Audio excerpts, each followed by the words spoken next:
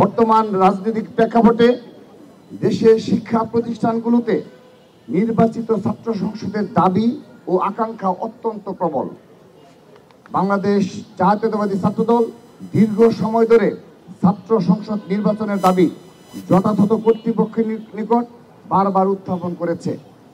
24-এর গণঅভ্যুত্থানের সময়ে শিক্ষাঙ্গনে এই দাবি আরো প্রবলতর হয়েছে।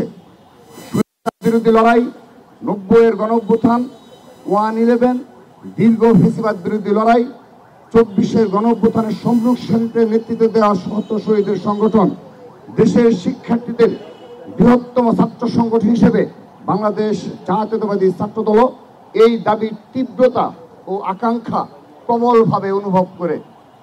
এই সামগ্রিক প্রেক্ষাপটে আগামী 9 সেপ্টেম্বর 2025 তারিখে ঢাকা বিশ্ববিদ্যালয়ের ছাত্র সংসদ নির্বাচন অনুষ্ঠিত হতে যাচ্ছে। বিগত প্রায় 1.5 যুগ ধরে ঢাকা বিশ্ববিদ্যালয় সহ দেশের সকল শিক্ষাঙ্গনে বাংলাদেশ জাতীয়তাবাদী ছাত্রদল ছিল সবচাইতে নির্যাতিত ও নিপীড়িত ছাত্র সংগঠন। কিন্তু পরিবর্তিত প্রেক্ষাপটে দেশের সর্বোচ্চ বিদ্যাপীঠের মাটিতে বাংলাদেশ জাতীয়তাবাদী ছাত্রদল বিগত 1 বছরে দখলদারিত্ব ও পেশি শক্তির রাজনীতিকে পুরোপুরি বর্জন করে ইতিবাচক ধারা শান্তিপূর্ণ শিক্ষার্থী বান্ধব ও সহাবস্থানের রাজনীতির চর্চা করে যাচ্ছে। আসন্ন বহুল প্রত্যাশিত ডাকসু নির্বাচনে গণতন্ত্র, বহুমত ও মতাদর্শের পারস্পরিক সহাবস্থান, মত প্রকাশের স্বাধীনতা, মানসম্মত উচ্চশিক্ষা, হলগুলোতে মানসম্মত আবাসন ও খাবার, শিক্ষার্থী বান্ধব ছাত্র রাজনীতি, উন্নত সাংস্কৃতিক ও বুদ্ধিবৃত্তিক চর্চা, বৈচিত্র্যময় ও নিরাপদ ক্যাম্পাস বিনির্মাণের লক্ষ্যে দেশের বৃহত্তম ছাত্র সংগঠন বাংলাদেশ জাতীয়তাবাদী ছাত্রদল সমর্থিত প্যানেল আমি ঘোষণা করছি। আমরা প্রথমেই ডাকসুর সহসভাপতি হিসাবে ছাত্রদল মোহাম্মদ আবিদুল ইসলাম খানকে মনোনীত করেছে। সেই সাথে ঢাকা বিশ্ববিদ্যালয় কেন্দ্রীয় ছাত্র সংসদ প্যানেলে ছাত্রদল সমর্থিত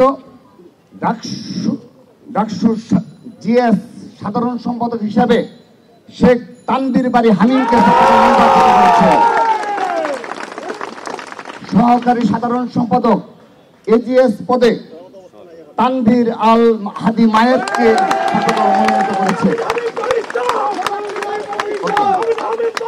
সেই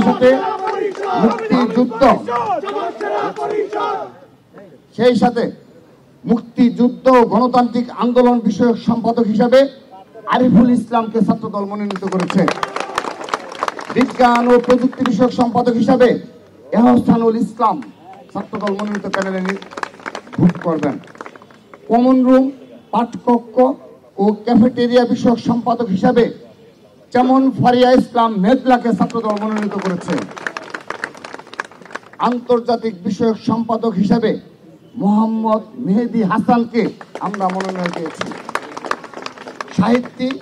সাহিত্য ও সংস্কৃতি বিষয়ক সম্পাদক হিসাবে আবু হায়াত মোহাম্মদ জুলফিকার ইসলামকে ছাত্রদল মনোনীত করেছে। আমরা সেই সাথে একটি বিষয় স্মরণ করে দিতে চাই, গবেষণা ও প্রকাশনা বিষয়ক সম্পাদক হিসাবে 2024-এর 15 জুলাইয়ে আহত ঢাকা বিশ্ববিদ্যালয়ের শিক্ষার্থী সানজিদা আহমেদ তন্নির সম্মানে আমরা ছাত্রদলের পক্ষ থেকে গবেষণা ও প্রকাশনা বিষয়ক সম্পাদক পদে পদটি শূন্য রেখে আমরা পূর্ণভাবে সানজিদা আহমেদ তন্নির সমর্থন ঘোষণা করছি। এতে আমরা জুলাই আগস্টের যে আমাদের স্পিরিট এবং চেতনা রয়েছে, সেই ছাত্রদল সেই চেতনাকে ধারণ করে এবং তা সত্যিকার বাস্তবে রূপান্তর করে আমরা ক্রীড়া বিষয়ক সম্পাদক হিসাবে চিমচিমা চাকমাকে মনোনয়ন করেছি। ছাত্র পরিবহন বিষয়ক সম্পাদক হিসাবে মোহাম্মদ সাইফুল্লাহ সাইদকে ছাত্রদল মনোনয়ন করেছে। সমাজ সেবা সম্পাদক হিসাবে সৈয়দ ইমাম হাসান অনিককে ছাত্রদল মনোনয়ন ঘোষণা করল। ক্যারিয়ার উন্নয়ন বিষয়ক সম্পাদক হিসেবে আমরা মোহাম্মদ আর কানুল ইসলাম রূপককে ছাত্রদলের পক্ষ থেকে মনোনীত করেছি। স্বাস্থ্য পরিবেশ বিষয়ক সম্পাদক হিসেবে ছাত্রদলের পক্ষ থেকে আনোয়ার হুসাইনকে মনোনীত করেছি। মানবাধিকার ও আইন বিষয়ক সম্পাদক হিসেবে মেহেদী হাসান মুন্নাকে ছাত্রদল মনোনীত করেছে। সেই সাথে সদস্য হিসেবে আমরা যাদেরকে মনোনীত করেছি তাদের নাম আমি এক এক করে বলছি। 1 নাম্বার মোহাম্মদ জারিফ রহমান, মাহমুদুল হাসান, নাহিদ হাসান, মোহাম্মদ হাসিবুর রহমান সাকিব, মোহাম্মদ শামীম রানা, ইয়াসিন আরাফাত আলী, মুনিম হাসান ওরফ অঞ্জন রায়, সোয়েব ইসলাম অমি, মেহরুন্নেসা কেয়া, ইবনু আহমেদ, শামসুল হক আনান, নিত্যানন্দ পাল। এই হলো আমাদের ডাকসু প্যানেল।